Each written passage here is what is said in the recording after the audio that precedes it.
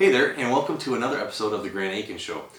This week what I want to do when it comes to helping you sell your house is give you an idea of what to expect when you're expecting showings.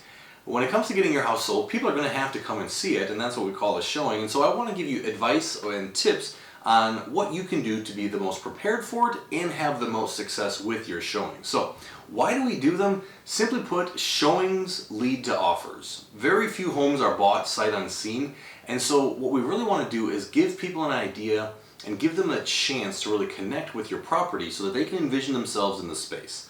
What we want to do with our showings is avoid your home getting a negative reputation and give a great first impression with potential buyers. The first thing that I would recommend when it comes to getting ready for showings, and it's hopefully kind of obvious, but clean your home. And I would even recommend more than normal. All right, I understand that you live in it and you may be comfortable with the current state of cleanliness, and that's okay. There's nothing wrong with that. No clean shaming here. But you want to give a good first impression. You want to make sure that your home doesn't gain that reputation as the dirty house. All right? We want to make sure that we step it up just a little bit. All right? And the next thing that I would recommend is if you are moving, which given the fact you're selling your home would seem kind of obvious, as long as you're moving, start packing things up. Start transitioning any non-essential things you have into boxes. Start getting them packed away. We want to remove clutter. We want to help people be able to envision themselves in your home. It's really hard to do that when current owners or pictures of their family are staring them in the face. So, things especially that I would recommend you get rid of at the risk of offending you, family photos or even, religious objects. My wife and I recently were looking at buying a home, and when we went to go see it, there were Catholic paraphernalia everywhere. I think no fewer than 3 or 4 different pictures of the Last Supper, crucifixes everywhere, Mary's everywhere, and I've not been shy about my faith, but even I thought this was a little bit overwhelming. And what we want is people to be talking about your house.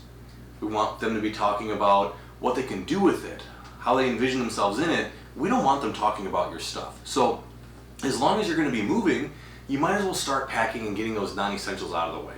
And along with that, secure any valuables that you have. You're going to be having strangers come into your home, and I know that people like to think that people are basically good.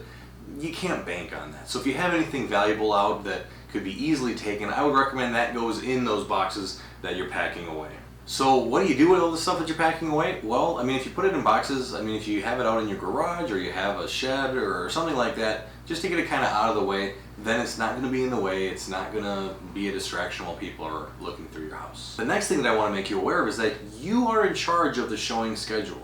All right, you in conjunction with your agent are going to dictate how often, how frequently, what times people are able to come into your home for showings. Now, we want to make the home available, but we also want to make sure that you guys aren't driven insane or all wearied out from having to come and go and whatnot. So you can have it arranged as a go-in show if you want, which simply means that as soon as a buying agent says request a showing, it's instantly confirmed to any amount of advance notice that you want. If you really need 4 3/4 hours advance notice before someone comes to your home, you can put that into your listing and people will know that. But what you have to do is figure out what's going to work for you and yours. All right, you're probably going to want some lead time, but once again, we want to make sure that we're not getting our home a reputation of being hard to show as well. So there's kind of a tightrope there.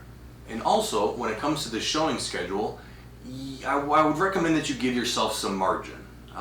If a showing is scheduled from 1:30 to 2, I would maybe leave a little bit earlier and come back a little bit later, just because things don't always work out well. Things aren't always as nice as they seem, and I think you understand this and you know this. And so there's a certain level of flexibility, and I think there's a certain wisdom in giving yourself margins on both sides, because agents are generally polite and they try to stick to their schedules, but maybe they're stuck in traffic, maybe they're doing a parade of homes that day for a home buyer, and the last one took a little bit longer. And in an ideal world, they'll give your agent and you some notice, but that might not happen. And so give yourself a little bit of flexibility, give yourself those margins on both sides. And this ties directly to my next tip, which is don't be there. All right, one of the biggest pieces of advice that I could give you when it comes to showings is don't be present for them. Remember, we're trying to help people envision themselves in your home, and that's really hard when you're there chatting them up. Best case, you'll make buyers feel uncomfortable. Not because of anything with you, but because if you're there while they're in your home, they might not feel comfortable having conversations. They might not feel comfortable opening up certain things, and it's going to be that much harder for them to envision themselves in your home. And worst case, this could be something that helps prevent deals from actually coming together. If a buyer doesn't feel comfortable in the home to have certain buying conversations with their agent because you're there, that's a potential opportunity that's lost. And so I recommend as strongly as possible, don't be there for showings, okay? It doesn't matter if your motivation is good and you just want to make sure that they understand everything or whatever the case is, but just please don't be there, all right? And if you have to be there for one reason or another, my recommendations then would be to either position yourself outside of the home to just kind of give them space to explore and feel comfortable and do that envisioning of themselves in the house, or if the weather's not nice and you have to stay inside, just stay put in one spot so that they can just kind of walk past you. It doesn't have to be a big thing. You don't need to chat them up. Just kind of let them do their thing and have their conversations outside then. And not only would I recommend that you not be there, but I'd also really strongly suggest that you not ask your listing agent to be there for showings either. It can be challenging enough as it is to have a buyer and their agent coordinate their schedules to get to a showing, but then to add a third variable in your listing agent's schedule into that equation, that could cost you several showings, and it's hard to know if maybe one of those people would have been the one to write the offer that you wanted for your house. So once again, we want to make sure that we're avoiding getting your home a certain reputation with showings, and if it gets the reputation of being hard to show, that's definitely not something you want. Now, this next tip, this next bit of advice might be a little offensive, and I apologize because Lord knows we all love our pets, but when it comes to pets, you have to have them under control for showings.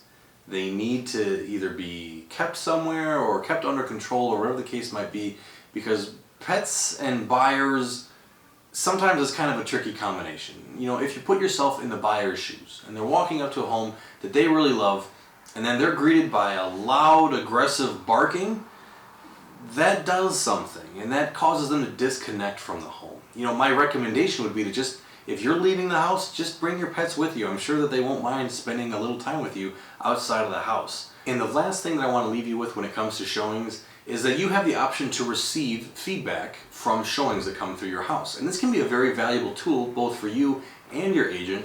And so if you have that conversation with them and say, yeah, I don't mind having that feedback sent my way, make sure that you do that. Now, you might get the clunker every now and then that says, oh, this was awful. Oh, this was a terrible showing. I can't believe they did this, that, or that.